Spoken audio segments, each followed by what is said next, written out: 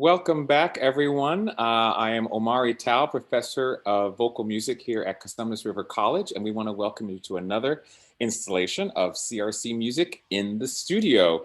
Today, we are super excited to welcome our guest, Cathie Apple, who is a flutist and also, I'll say fitness guru, but I'm sure she'll probably have a better term for that. But she is a fantastic artist and also indeed tackles the whole body as an instrument. And we're super excited to have her. Here's a quote I picked up from her fantastic website. "I needed the music community and they were there for me." And so I'm gonna stop sharing my screen for a quick moment here so that we can actually look at one another and see how we are matching, which is insane. We're both at our dots and things. But I want to say welcome. Happy Friday, and thank you for joining me. I want you to tell us a little bit about your history and how you came to be Cathie Apple. But particularly because I am excited for our audience to know about this arrival of you, or maybe this has always been you, this connection between fitness and music. You are, I know you primarily through music. We've worked together in music, but of course, I have knocked on your door and said, "Hey, how do I get into this fitness thing too?" So who are you? How did you get here? Tell us about Cathie Apple. Well, hey, thanks for having me, number Hey. one. I am really excited to be here too. So flute's just been, I've been doing flute since I was a kid.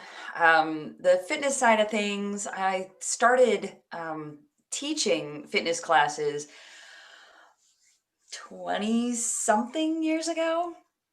And Okay. it was one of these things where I had been taking classes a lot and just having a ton of fun. And one of the instructors was like, "Your form is really good. Have you ever thought about teaching?" And I was like, "No, but that's awesome because I know myself and I know that I'm much more motivated to do something like work out if I know that there are other people counting on me.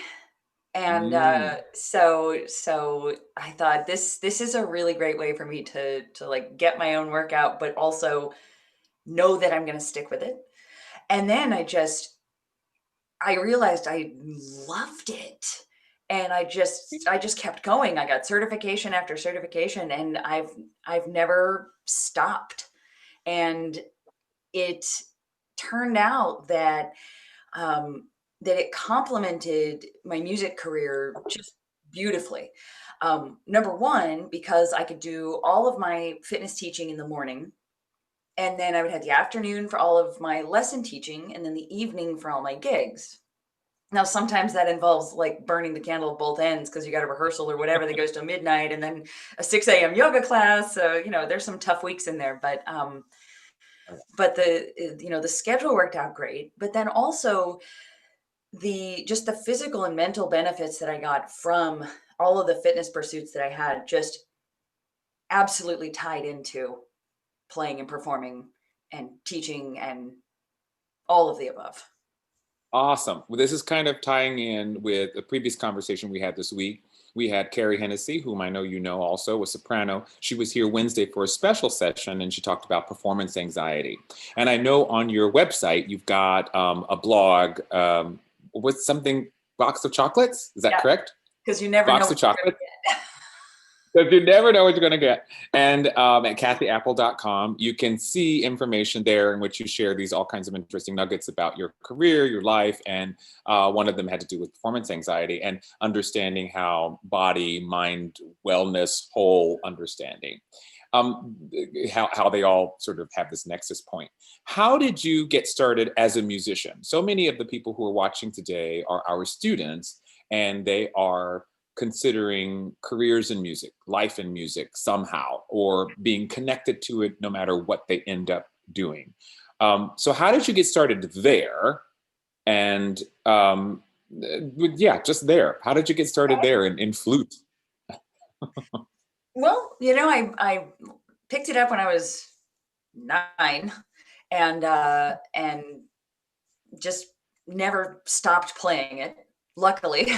And decided once I got through high school, I was like, I'm gonna major in this. I love this. There was this passion. I wasn't great. It wasn't like I was first chair and everything in high school or anything like that. I'm Mhm. the first musician in my family who has stuck with it past high school. So it wasn't like I had that culture in my background, but my parents are incredibly supportive. So I just majored, and once I was in college and getting my bachelor's degree, I was looking at my teacher, John Barcelona, and was like, I want his job. Because he was so inspiring to me and to all of the students around him, and he did such interesting things both as a teacher and then also as a professional. And I was like, I that's what I want to do. I want to be a I professor. think a lot of us are like that. I think a lot of us are, I mean, we see that and we're like, I want at least a bit of that. Yeah. Yeah. Where did you go? Where are you from and where did you study? Well, I was born in Illinois. I grew up in Southern California. So my bachelor's was at Cal State Long Beach. And then I went to Las Vegas for my master's degree, and Mhm. then to University of Michigan for my doctorate. And then came back to You're Dr. Apple? I'm Dr. Apple. I don't know if I ever knew that. I was going to say congratulations. Like, whatever. That's really awesome. Great. So I love it. And what was your doctorate or what was your master's and your doctorate emphasizing? All in flute performance. All in performance. So it's a Very DMA. specific. Is that what you got, or you got a DMA? DMA in flute performance. Yeah. Yeah. I So won't. I won't discontinue the interview because you went to U of M because I went to Michigan State. So I yeah. won't. I won't. There's this rivalry that happens between the two colleges, but it's like not real. At any rate, no, that's really wonderful. Can you say a little bit about your experience going to those different places? Do you think that added anything to your understanding about musicianship, art, education, or do you wish you'd been in one place? Or what do you think about going to those different places? Long Beach, Michigan, Vegas. um, well, I just felt like I wanted to have as many different experiences as possible. So Long Beach was like step number one. It was close to home, and it was not a huge music school, but it felt, even at the time, even as a student, I was like, this is like, it felt like a really well kept secret or something. Like it Mhm. wasn't on the big list of schools you've got to go to for music, but because we're like right next door to USC and all that jazz. But it was awesome. I mean, all of the professors that I got to study with were just amazing. And then going to UNLV was crazy. I mean, Vegas, and it just had such a different culture there. But also, switching from bachelor's to master's, you stopped taking all those general ed classes and started. It was all music all the time, and that was just those few years there. I feel like I grew so much as a musician, and just Mhm. started to kind of fine tune what exactly I wanted from my career, and ended up changing it a million times along the way because that's the way it goes. And then, Right. once I was done at UNLV, I actually took a couple years between my master's and my doctorate. It was sort of weird the way it happened. Like I was finishing up my master's, and I think it was December or January when you start filling out applications for the next school. I'm sitting there at my table writing my name in block letters for like the billionth time. And I was just like in the middle of an application going, I don't want to do this. I am so sick of paperwork. I'm taking a year off. And like, that's what decided it was I'm writing my name in block letters. I was just like, I hate this so much. So, Sometimes that's what it takes. Yeah. it was crazy because the 2 years I took off between master's and doctorate, I actually learned so much just on my own, believe it or not. So it was like, it was just the push I needed, all of that amazing research, all the research tools I learned, as a student. And then I kind of felt like, okay, I'm set loose for these couple of years. Now I just got to like start figuring it out. And, then during those 2 years, I was like, okay, I want all of this, but I want it bigger, or I want it deeper. Hmm. I want it more. So I felt like the next step needed to be that doctorate. And then Michigan was my choice. Like I applied to like the big schools because I thought, everything that everywhere I've gone so far has been relatively small. And so I thought I need to go someplace big and Yeah. see what that experience is like. And it was definitely different. So Oh, yes. yeah. The big Much, schools do that. No, I think I love that what you said about Long Beach, because it was Long Beach, right? yeah. Is that what you said you went to? Because there was this time, I don't know if it's true anymore. I don't know if there are any more of those little like gym like schools anymore. I think maybe because everyone's selling themselves so much, but there was a time I went to University of Houston for my master's, and I felt like at that time it was kind of like this best kept secret too. Like it was really a wonderful school, but it was not as packed. And now it's impossible to get in there. It's huge. And so I love that notion, because you do feel like you're getting something special, and it helps you invest in the program, and definitely you feel the investment in you. So I'd love that, because I think that, I don't know if this is true for you, but it certainly felt like it helped spur on the additional study, and like, okay, I can try something else. I want to go on. And it's encouraging to get that, to luck out on that kind of experience. I love this. Want it more, want it bigger, want it deeper, this experience with musicianship. I'm going to detour us for a quick moment and let people hear your musical experience. And then I actually have to rearrange my slides here that I had for you. But I want to actually let people hear your playing. And the first thing, maybe you can tell us a little bit about it, is from an excerpt you gave us from Citywater. Can you Okay. tell us about Citywater and that? I'll share Yeah. my screen while you start talking. Well, this is Citywater is my new music ensemble. I say mine, but it's not just mine. And this it's a perfect example for one of these things where I said in Las Vegas I wanted more. And when I was in Las Vegas, I formed a new music ensemble called Nextet, and we were an interesting mix of instruments. It was just sort of whichever one of my friends was just as crazy as I was, and we put together this group, and believe it or not, Nextet is still going strong at UNLV. That is the new music ensemble at UNLV. Wow, I love that. And so I'm proud that I have that little legacy. So Citywater, when I was there doing Nextet, I was like, okay, I want this, but I want a professional group. And Citywater is kind of the result of that desire, and got together with a the typical modern sextet: flute, clarinet, violin, cello, piano, percussion. And we've been together for 10 years plus. And Mm. we are Sacramento's own new music ensemble. And the concert that this video clip is going to be from was one that we did a couple years ago in Vallejo. It was the Visions of the Wild Festival.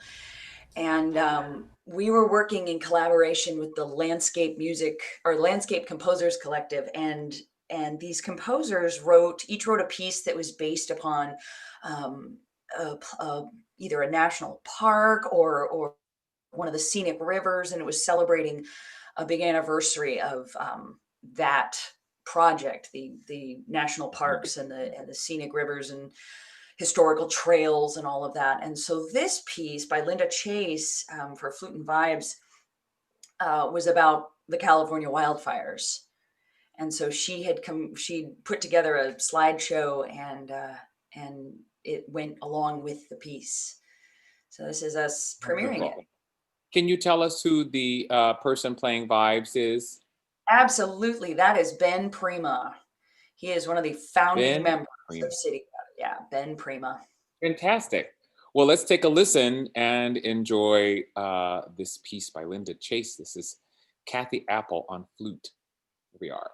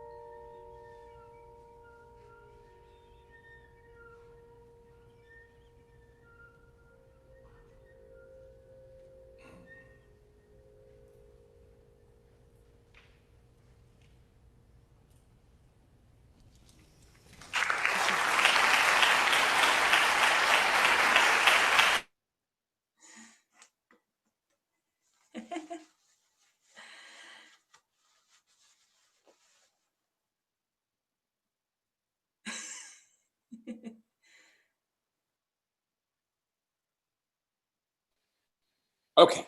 I just want to make sure that I stop that thing from going on. Sometimes it wants to play new videos. That was gorgeous. That was wonderful. And wow. I've worked with you. I've actually so like super excited that I've actually been on stage with you and hearing you play in so many different kinds of styles, so many different soundscapes you're able to create. Tell our listeners a little bit about why. I mean, we know you do avant-garde, classical, the kind of traditional, whatever. For a long time, a lot of institutions have kind of, for the most part, and include the student body, have kind of put their noses up at and looked down upon contemporary slash avant-garde music. Why avant-garde music? Why new music? Why contemporary music? I mean, this isn't particularly avant-garde, what I would say, but what about it appeals to you? Oh man, so much to say. Uh, well, I think I mean the first experience that I had listening to music was very much sort of the standard repertoire, Beethoven's Fifth Symphony, and just going, wow, the Dvorak New Worlds, these big amazing works. And then when I got to Long Beach, one of the classes that I took was in 20th century music. Ooh, the new stuff. Kind of, it's New free. old stuff? Yeah, I know, because like last night I was like, we've been in the 21st century for 20 years now. And that hurt my heart a little bit, but that's okay. Anyway, so 20th century music was one of the classes that I took. And like I had in all my theory classes, I got kind of lost in like the chord by chord analysis of a Schumann piano work and what is this chord functioning as and the form and analysis. But then we started analyzing 12 tone and making grids and all this, and the rest of the class is just like, I don't know how this goes. And I'm like, this is awesome. This is life. This is amazing. And then we'd be listening to a piece and following along in the score, and the professor finally noticed that I was like coming up from the back and turning the page because everybody else was like, where are we? I was like, no, we're watch, read and turn. And so I was like, Cathie, come up to the front and turn the pages in the score, because I could just follow it. And so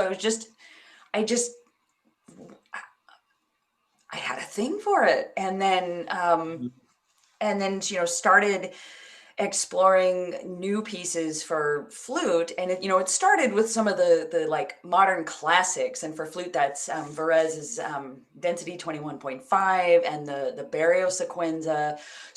And Debussy Syrinx, which is like more than 100 years old, but that was one of those pieces that really ushered in modern music, not just for flute, but like at all. It was just Composition, our understanding of music. Yeah. yeah. And anyway, I'm tangent. Don't get me started with new music. No, these are, excuse me. Another No, these are the things that we want to know. Yeah, cool. It was just like I loved how many directions the music that I was studying in this 20th century class, and we only did the first half of the 20th century. I had to wait till I was in my master's degree to get towards the second half, and then I was on my own. Like, can we do something that was just written, please? Right.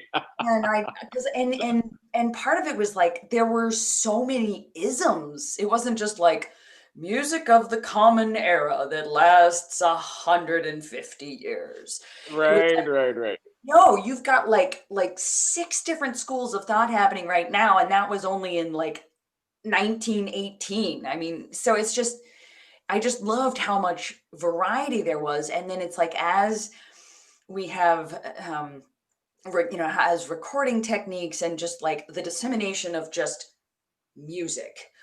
There is Mhm. so we can listen to anything from Yeah. anywhere at any time. So I think Tim says it the best when he's like, don't eat what you're fed. Don't just turn on the radio and listen to what some corporation decides you're going to like this week. Oh my God, you have access to everything. Everything, and right.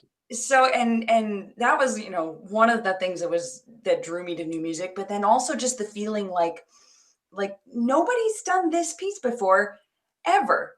You know how I know that? Mm, Because it was written for me. And so I get to make it mine, and right. nobody Now, else can tell me, except for the composer, can tell me how to except for the, play this. I don't have to read a treatise on how to play it. My teacher's not going to tell me how to play it. Nobody's telling, it's me. It's all mine. And it just, that now, freedom. did you decide that, or was that a discovery that happened after school, or was it in something you discovered in school? Did you have things written for you by composition students or anything like that? A little bit. So it was towards the end of my bachelor's degree. That's when I sort of veered into new music and was like, oh, this is going to be fun. And then during my master's degree, when I was starting Next Tech, one of the reasons that I wanted to start it was because a friend of mine wrote a piece, and the instrumentation overlapped slightly with the Elliott Carter Sonata for flute, oboe, cello, and harpsichord. And I was like, I'm already playing this. My friend's piece, we just need like 3 more instruments to play that too. Let's put these 2 on a concert. And that was like, that became Next Tech. So, Ah, so I with Next Tech, I started playing pieces that members of the ensemble were writing for the group. And then once I got to Michigan, actually, like one of the first things that happened when I was there, I auditioned for the modern music ensemble they had there, and then also kind of asked around, and I like knocked on the composition professor's door.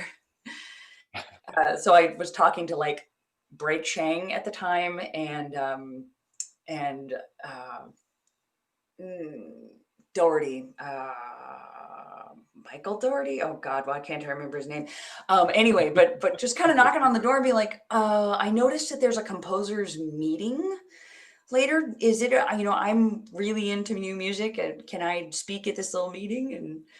And so I just went up and I was like, hi everybody, my name's Cathie. I'm a DMA student here, and I just want to let you know that I really love playing modern music. So if you write anything with flute, please let me know. And I and love so it. I Kurt got to Erickson is in. I got to like play a couple of student works, and then for one of my dissertation recitals was about dedications, commissions, and memorials that were written for flutists.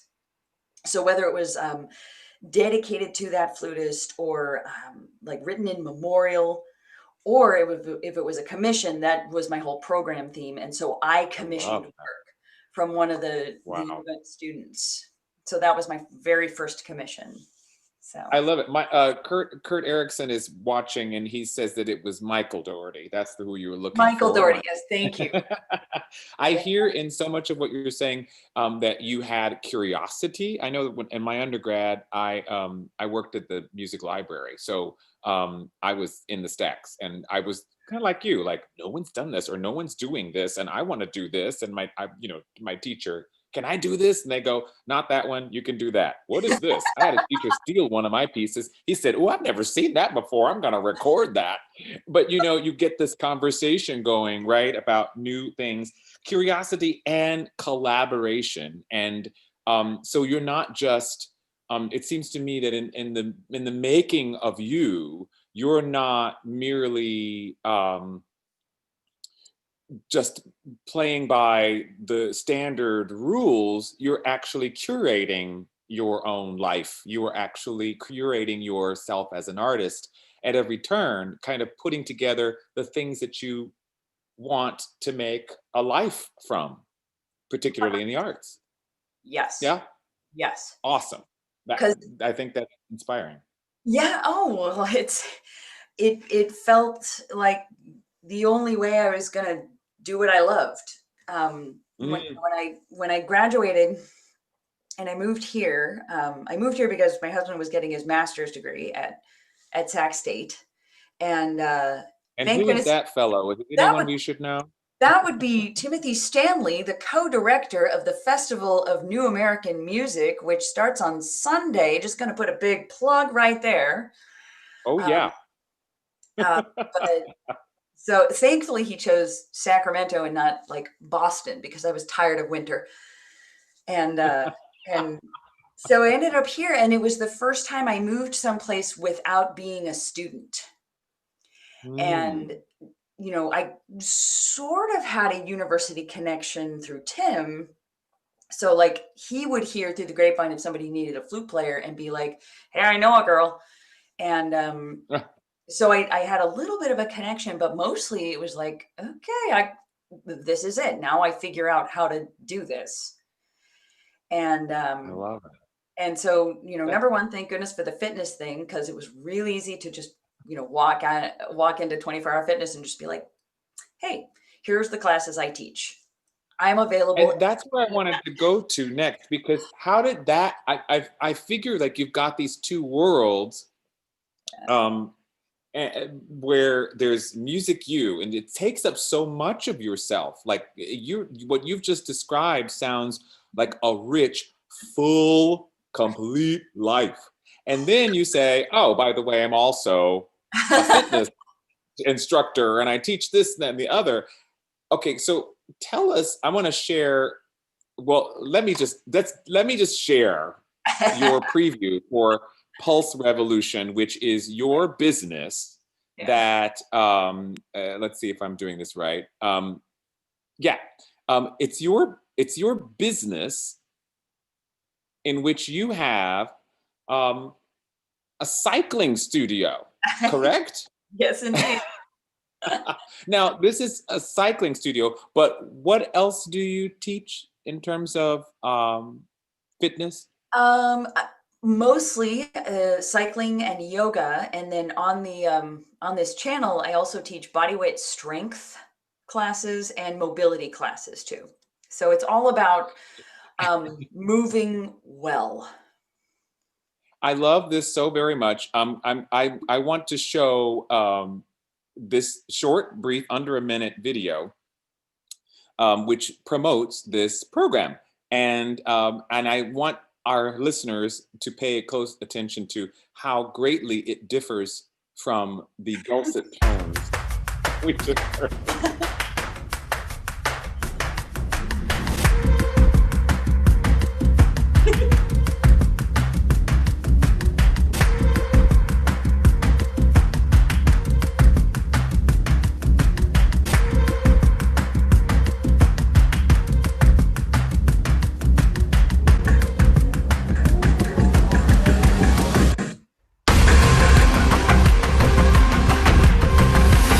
Let's go.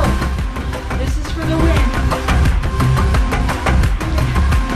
Woo! Got that finish line with your arms up. Nice job.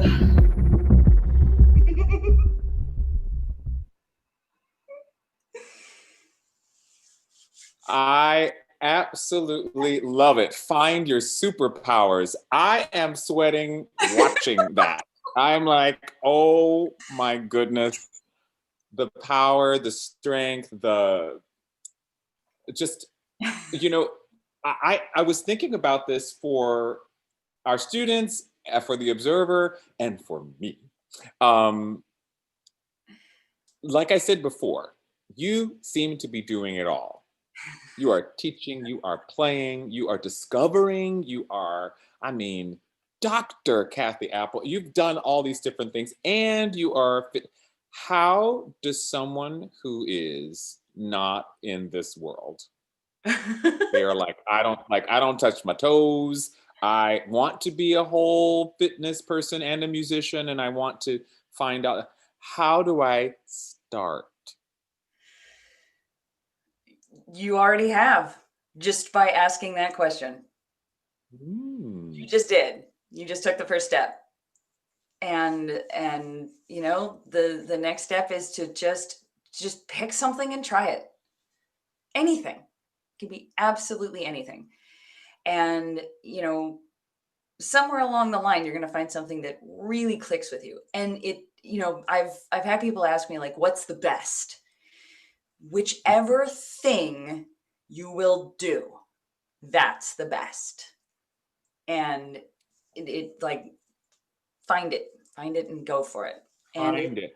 it's If I want to say eventually I want to be able to take one of your classes, but I know that if I took one of those classes, I would fall off the bike or die or something. I don't know. What do you think would be a good entry to saying I want to be able to take a cycling class? Like, well, should I get a bike? here's the crazy thing.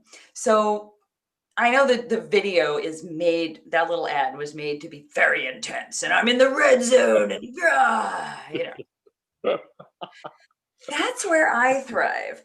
But the the classes that I teach, all of the yoga, the strength and mobility stuff, that's for absolutely everybody. Every single one of those videos, I am putting in so many modifications and like different levels and places to start. If you don't have this, try this. If you don't have this, try this. And then with the cycling classes, I teach to heart zones. And it's not the default heart zones that you get on your Apple Watch or your Fitbit. These are your heart zones. And there's a whole little video about finding your own heart zones on my channel. And once you have your own heart zones and you know when you are in your aerobic zone and when you're in your anaerobic zone, then the class that I've designed, the ride that I've designed is designed for you. So the work that I have to do to get into my red zone is probably much more work than someone who is just starting out on the bike has to do to get in their red zone. You know what I'm saying? So it's like Yeah. you're riding to your own zones. So it's already geared towards your little geared. You see what I did there? Geared bike. I got Um, so yeah, and then you know, I also have rides on there that are like get to know your zone. So it's sort of like a feeling your way. And there are rides that are shorter. Like if you're thinking there ain't no way I'm sitting on a bike for an hour, it's okay. There are 30-minute rides. I got little shorties in there too. So it's like I've made it as approachable as possible. Maybe I need to create another ad that is like a little lower key. The tortoise version of us just strolling on our beach cruisers. Yeah, that's the one I'd sign up for.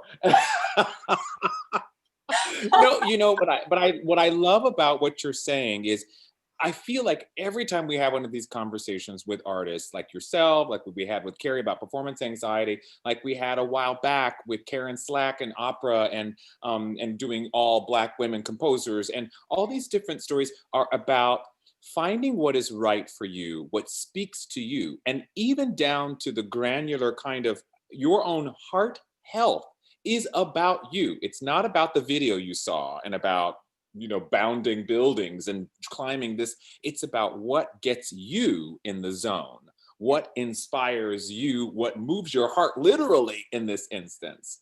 So I love that, that just sort of that connection. But can you tell us now about sort of along those lines, how this has been, what is, I think our Kurt Erickson, our composer, professor of composition here, has asked us to tell us about the intersection between exercising and inspiration. Is it a one-to-one relationship? You know, and particularly for you, how are you, do they inform one another and how? Yeah. Oh my gosh. Well, all the fitness stuff has helped me as a player. In the broadest sense, it's helped me prevent injury. Just the body awareness that I've gained from yoga and from weightlifting and that kind of stuff has really, it's kept me injury free as a musician. And, you know, for somebody who's been doing it for 30 years, that's kind of amazing. And I absolutely attribute that to all the fitness stuff. All of the yoga breathing and stuff that I've used has directly affected my flute playing. And the more high intensity aerobic stuff is actually what has helped the most, I think, with performance anxiety, because you get used to getting your heart rate up very high and then bringing it back down. And it's like that's one of the things that I do in my classes. It's we get up to a very high heart rate, and then you have 60 seconds to bring it down as much as you can. And just Mm. practicing having that control. It's like when you get into that performance anxiety feeling, the thing that sets off that chain reaction is that elevated heart rate. And so if you already know, first of all, how it feels to be up there, and then also you already have the tools to bring it back down, then you'll feel that that heart rate will still go up. I still get, that fluttery feeling before a concert, but it doesn't Yeah. derail me because I'm like, I can bring this down anytime. And just You knowing go that with you have it that just like you're control. like, I'm on a bike. Got it. It's so those that part of the fitness has absolutely helped with music. And then music informs fitness because music is a big part, or has been, of my fitness classes and like my cycling classes. I design all the playlists and get regular comments on them. And it's Are nice they to all be. rocking like this, or do you include a little barrio in the middle of the mix, or I like I have definitely included little bits of classical music, and then stuff you? that I have. It's fun. We've cycled to Bizet, and I'll like throw in like stuff that is a little unexpected, maybe, in a cycling class. Like you usually go to a cycling class and just expect to hear the thump of club hits. But I mix it up, and I'm always careful to like give credit and just be like, this is who you're listening to right now, and if you like this piece, you're going to like the whole album, and you should really go and Ooh, order this, and here's where you can get it, and don't just stream it, please buy it, support your artist. Da, da, da, da, da. I'm like a commercial on my bike no, sometimes. I mean the fact that you're able to squeeze that in the middle of a cycling class, that's brilliant. Like that's like, come on, that's the way it should be done. Yeah. Sell it. That's awesome. I absolutely love that. What speaking of fitness, we have one of our music students here has asked in the chat, what is the push-up challenge that you just participated in? We know that you challenged our guest on Wednesday, Carrie Hennessy, to participate in it, I did. and she has begun. What And is this yeah, push-up challenge? the video is so cute too. So it's 25 push-ups for 25 days, and it's to raise awareness for PTSD, anxiety, depression, and it's one of these fun little things that seems like, how are these possibly related? But it's just a thing to do to get people to be like, oh yeah, oh yeah, Aware. this thing. And Yes. I actually, in all of my posts that I did for the 25 days, I actually did a little research and found a web page that had a ton of resources on it. So I just like put that link down in my post for all the 25 days, and Carrie's including it too, which is really cool. That's So great. just because, especially now, we're all dealing with elevated levels of anxiety and depression, Mhm. and you know eh, we need all the tools we can get. So I was And it having. seems like music and fitness, those things together seem to be tools that you have found useful to you. And I imagine, I'm assuming some of the people who've taken your classes and continue to take your classes. I know you also teach yoga, where is that part of Pulse Revolution, or where can people find you in your yoga instruction? It is part. I have a whole set of yoga videos on Pulse Revolution on the member page. But when the shutdown first happened in March, I got sort of a double whammy, because it was like everything I do to make money has to be in person. So like my concert calendar just went poof, and all my fitness classes just went poof. And I went from teaching 15 classes a week to 0. I was like, I'm gonna go crazy. So I started, I was just like, okay, I'm transforming the garage, and that's going to be my yoga studio. And we're going Facebook Live. And for 10 weeks, I did classes Monday through Friday, every single morning at 6 a.m. And then I took a little break. And that little break was when I really started building all my videos. And now I'm back doing the Facebook Live. I do Monday, Wednesday, Friday at 6. I know it's early, but that's so my mom can do it with me, and she's in Illinois. So it's 8 o'clock her time. Oh, I love it. That's great. And, I'm going to ask you a question. Oh, sorry. Go ahead. Keep going. Sorry. Oh, that's it. Just Monday, Wednesday, Friday at 6 on my Facebook page. It's live. And then eventually it's going to be, once I get the live stream up and running on my channel, all of those classes will move over to my channel, and then I'll have yoga and strength and cycling, and it'll be amazing. Boy, you sure will find your superpowers that way. I love it. I'm going to ask you, I told you before we started that we were inspired by Inside the Actor Studio when we put this together, CRC in this music, CRC music in the studio. And inside the Actor Studio, James Lipton always asked his actors a question. And now I've never done this before, but I think that I have my question now for our guests, I think. And because I don't know how you're going to answer this, but I'd like to ask you, if you weren't doing music or fitness, what would you be doing?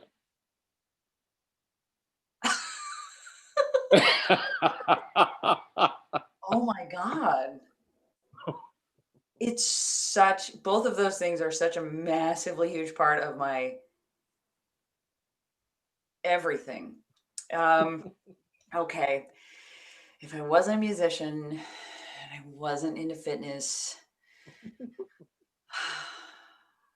I would be a professional backpacking travel blogger. I can see that. I totally can see that. I mean, you already travel a lot. You are already out there doing it. And it still has a little fitness in there. I mean, a lot of fitness, really. Yeah. But it's a cheat. It's okay. I'll allow it.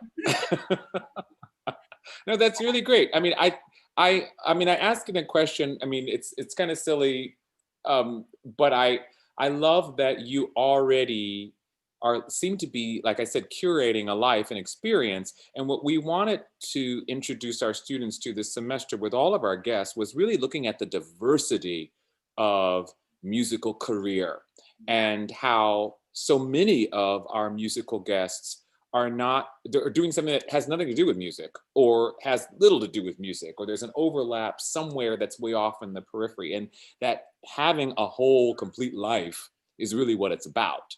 And that it's rare, very rare, that anyone has a career that is just in the one thing. I just play my instrument, or even I just teach. Even the teachers do other stuff, right? Yeah. So that's very interesting. Backpacking, and yeah, I bet if they followed you on Instagram, they could probably see a couple pictures from some trips you've taken. Oh, for sure. Awesome. I want to answer a question. If you tell the people who are watching, if you have more questions, put them in the Q&A. And I've already answered one or two from the Q&A, and we may have a little time just after this to answer a few more. I've got one more question in here in the queue that I wanted to get to, which is about you and your your approach to musicianship, learning music, etc. How were you able to read music when you were struggling in theory classes, or were you? And were you able to get by that in some amount of reasonable amount of time? How did you grapple with growth in music theory reading, I guess, musicianship? Well, I had no trouble reading music. That was not an issue. And, my musicianship skills were passable. And, I could do all the theory and the analysis. I just, I don't know. I guess it just wasn't explained to me what the point was. and and it was I feel like it's why do I need to know that this is a Neapolitan six chord? Why can't you just tell me that this chord here is going to pivot to this one over here? Listen to it. Your ear's going to pick it up way before your eyes will with all these dots on the page. But Yeah. so I was able to get by in it. I wasn't fascinated by it. And like there were other people in the class who were just so interested by, Schumann's use of the augmented ninth chord. And then Wagner comes around and it's 11th and 13th. And I'm like, what? It's jazz. I don't know why. So I guess, that's where my mind was I was all about all of the different ways that composers were approaching music once there were no more rules. Once Right. tonality was like every note is equal. And now what are you going to do? Have some existential angst over that and figure out your own rules. And that just drew me. So, Yes, I think I am right there next to you on all of that. Like I figured, yeah, I was good at reading too. I was good at like musicianships, like, okay, I get it. Yeah. Now, what's that thing over there where it's like one chord for 5 hours? What's that about? Like, we go, oh, okay, this is weird. yeah. And it was like also, I love it. when I'm teaching and my students are like, playing their 17 millionth minuet by Bach. And I will talk about the form. I'll be like, okay, now listen to this section here because it's gonna come back. Okay, now listen to this, and then I'll play this, and we'll go back and forth. Do you hear how like this is kind of like this other thing? And now listen to what happens. This is gonna come back. So it's like I try to talk about it in a way that isn't so revoltingly pedantic, but is like, listen to the cool thing that this composer is doing. Or it's like, we'll be playing the Mozart G major flute concerto, which every flute player has to play.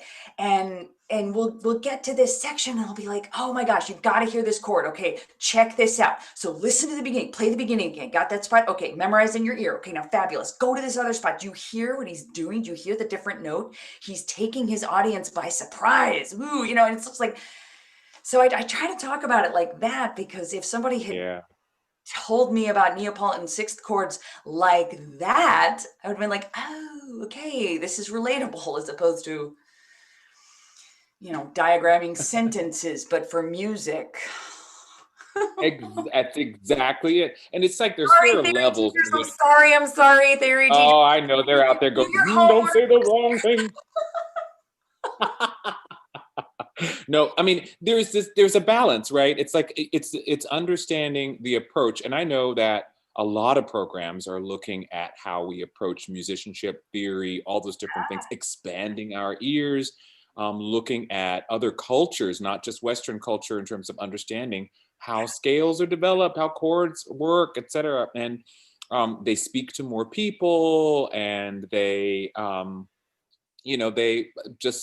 they take some of the, as you said, sort of pedantic element out of it and really connects to just sort of how, I mean, I'm always talking to students about, solfege and how to read a scale, et cetera. But like, we sing pop songs with solfege, and you realize it's just mi, re, do 5,000 times, mi, re, do. I mean, we, but with that, there does seem to need to be an understanding of musicianship and theory to get to a level in sometimes to play certain levels of music.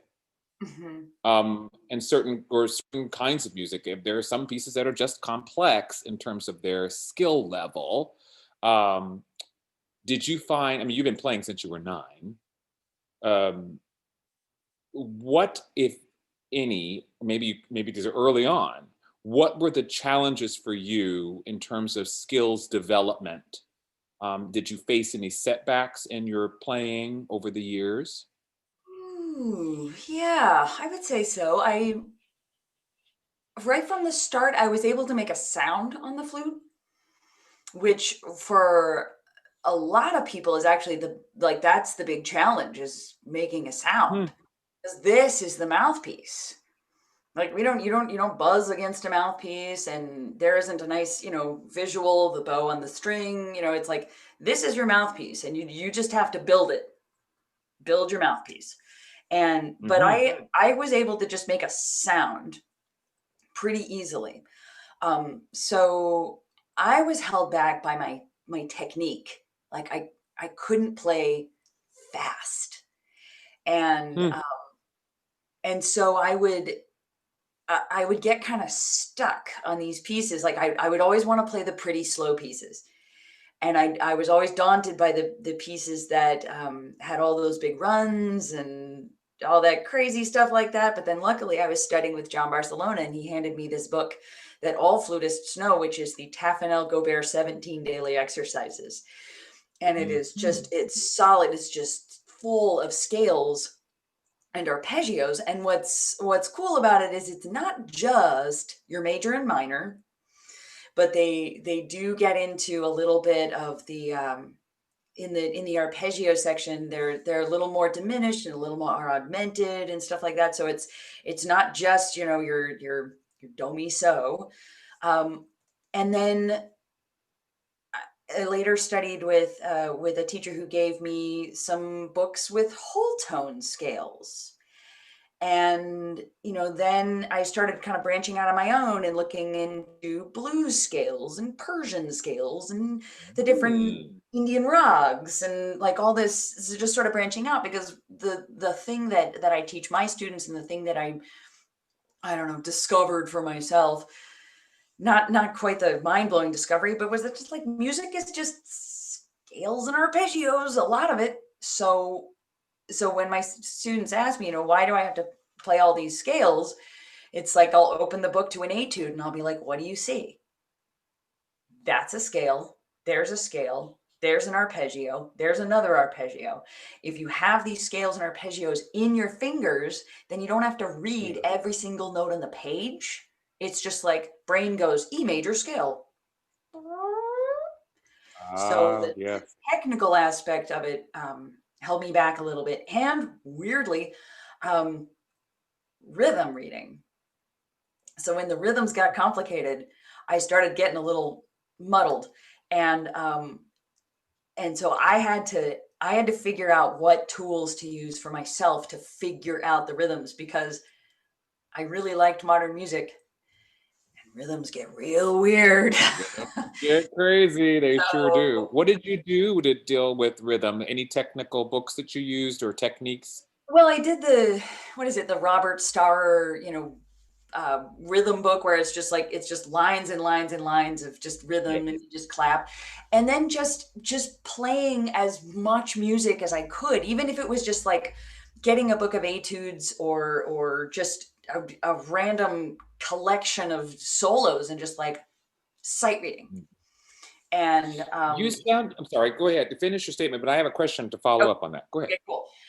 And just playing as much different stuff, and then just not being daunted by the rhythm, because that was the other thing. Like because the sound of the flute came so easily, anything that didn't come easily, it was like, I don't know, I don't think I'm going to work on this. Oh, but that's the wrong thing. You got to get past that comfort zone if you're going to find your superpowers. So I was just like, okay, I'm going to treat this like algebra problems, which I hate. But if you just solve it step by step, beat by beat, okay, there's the 16th note, there's the 32nd note, so that's going to go here. No, wait, there's the beat here. and there it is. And then you've got it and you're playing I better than love it. before. I always think of it. I always think of theory, rhythm, musicianship. I always think of it as Sudoku. I always tell it to my students. Yeah. If you do like a theory problem, it's like, yeah, there's only one place for the 9 to go. It's got to go there. Yes. So you figure it out. They get a little more complex as you go along, but it's just a sort of a logic thing. It's I like very, it. very true. I love that. I was gonna say before I play, I want to play one more excerpt, and if you have any questions and answers for Cathie, add them now because we're gonna play one musical excerpt and we're gonna bring this all to a close. But I hear in what you're saying, maybe I think I'm reading what you're saying as you keep saying you found this, you looked for that, you tried this. Am I right in assuming that you were the curious factor in your relationship with you and your teacher? Was your teacher always saying, go do this, this is what you're going to read, you have to do that, go get this? Or were you like saying, you know what, I want to try this, I want blues scale, I want Persian scale, oh look at that, let me do this? Who's doing this here? I would say it was a good combination. My teachers would steer me in one direction, and that path would be like, oh, I've never turned this way before, and then I'd notice, oh, well, there's that direction and that direction and that direction over there too. So it's like they kind of got me on the main path, and then I took all the little extra paths. And Mm. the only time I felt kind of stifled was when I was getting my doctorate. I was under the impression that when you got to a doctorate, it was more like self steered, I guess. Like you figure out what your focus is going to be, your dissertation. I mean, I didn't have to write a dissertation. I did 3 dissertation recitals with massive program notes. But that I thought that it was going to be more like every class I take is going to steer me in a particular direction. And actually, what it felt more like was just a really advanced master's degree. And Mm. so there were times when it was like I felt like I didn't have the time to go out on all of these extra awesome little tangents that I wanted to because I had to do this theory paper Mhm. or, whatever the case may be. So it was rough in that aspect. I still managed to squeeze in a little study of Indian classical music because because I took a class on the Beatles, music theory and the Beatles. Oh. And so I was like, well, my main paper is going to be on George Harrison and his use of Indian rags in the pieces that he wrote after he studied with Ravi Shankar. So I'm just going to find a way to like scratch that itch because, I love it. yeah, so.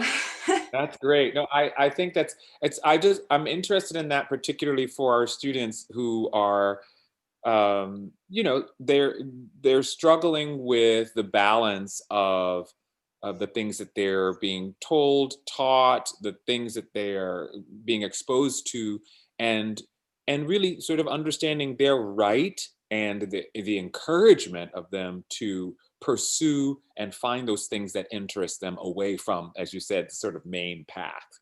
We Yeah. definitely steer them in a certain direction or series of directions and hope, we can't always say it, but we hope that they go off on those other tangents and find those other things, understanding where the main path is, but Right. finding all these other things that interest them so that they can build this great career. So I want to play another musical example for our audience as they put in their final questions, if they have any more. And this is from the Festival of New American Music that you mentioned. Your husband is Tim Stanley, who is a cellist and is co-artistic director. What do they call it? Co-director. What, Yeah. co-director. And I'm actually I'll have some information about that for our students too, because I'm actually going to be performing for them as well in a week or so. And you've done some work with them over the years. And this particular piece that you're doing, you're sharing, is this work you did with a voice, with a vocalist. Can you tell us a little bit about this really cool, crazy piece? The words themselves mean what they say. Oh, Movement 1, oh, cool. go away. Yeah. Correct? So this is by Kate Soper, and Angela Yam is the soprano, and she was the one actually who brought the piece to me, and I'm so glad she did. It was just such a fun experience to put it together, and the way Angela interpreted it is that the flute is like the emotional content of this inner monologue that the soprano is having. And what you'll see, I start out on my regular C flute, but then I'll also I'll pick up the bass flute. That's the big piece of plumbing there, and you're going to hear some crazy awesome extended techniques on flute too. Wonderful. Great. Let's take a listen and enjoy this. Really, I think this is such an awesome piece. Let's enjoy.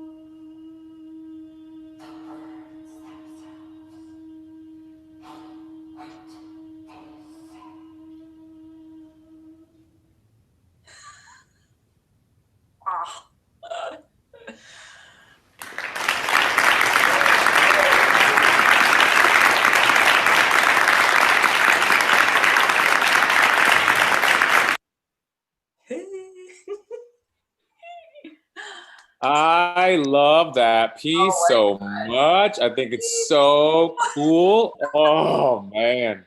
my Wow, wow, wow. It's God. so, so cool. And you are such a monster beast athlete on the instruments and attacking the instrument. It's so awesome and visceral and powerful and full of mood and all kinds of different things. And so I think I love that seeing in avant-garde, contemporary, whatever one call it, music that uses extended techniques like the ones you were describing and using in this. What I get is I hear the term permission when you are doing this. I go like, I can be an expressive being, Yeah. and you take full advantage of that in a work like this. Do you have any other comments about the piece and the experience doing that? Oh, it was amazing. It was, like um, so many pieces that I take on. It's like first glance is always sort of like, whoo, okay, how are we gonna attack this one? And because they all look just they look impossible. The first look is always like, oh, oh my gosh. But but it's like then I I remember I always relate this to algebra because I sucked at algebra really bad. Geometry was my jam, algebra was terrible.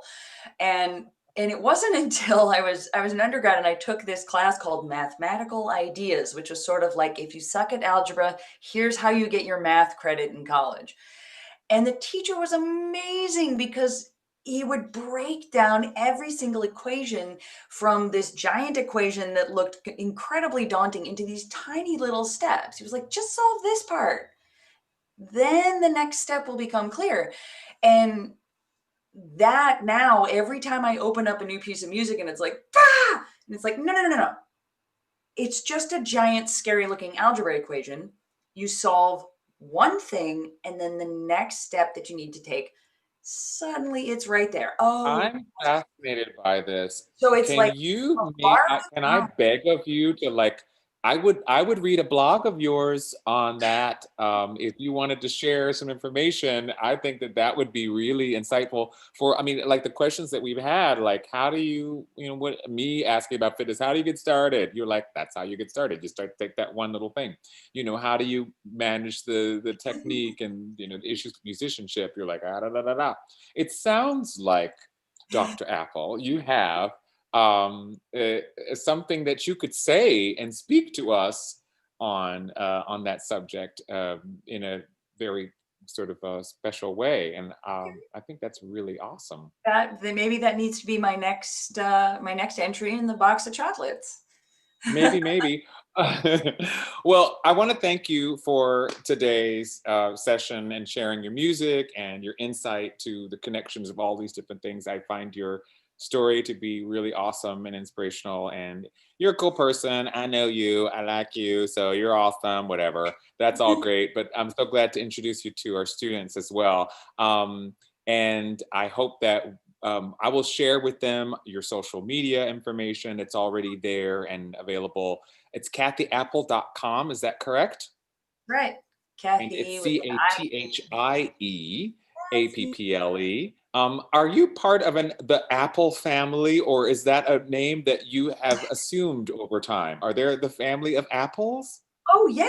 Yeah, we've been the Apple family came over from Germany mid 1800s when we were Apfel, and it was American and I Apfel. Apple, and we've been Apple ever since. I love it. This is great. This is wonderful. Yeah, that I is like my a little real name. well, we're grateful for you. Thank you for being a part of our series, really, truly. And Thank you. thank you all for being here and supporting our program. Next week, oh, I guess I should share this really quickly. Next week is our, I'm not share it. That's okay. I won't do that. I will just keep us on the screen here. Next week is our Raise Your Voice in the music in the studio program, and that's our open mic. So as per usual, if you're interested in presenting something for our open mic, we ask that you go to crc.losrios.edu/music, or check out our social media, click on the link, and submit your fantastic renderings. Every single 4-week cycle, every month, we get something really exciting from all of you watching in the community. So please do submit your work so that we can have another exchange in music. So again, thank you all. I hope you have a great weekend. Don't forget, next week is the vote. Please vote. Get out and vote. And thank you, Cathie. And we'll talk soon. We appreciate you. Thank you to audience folk. Take care.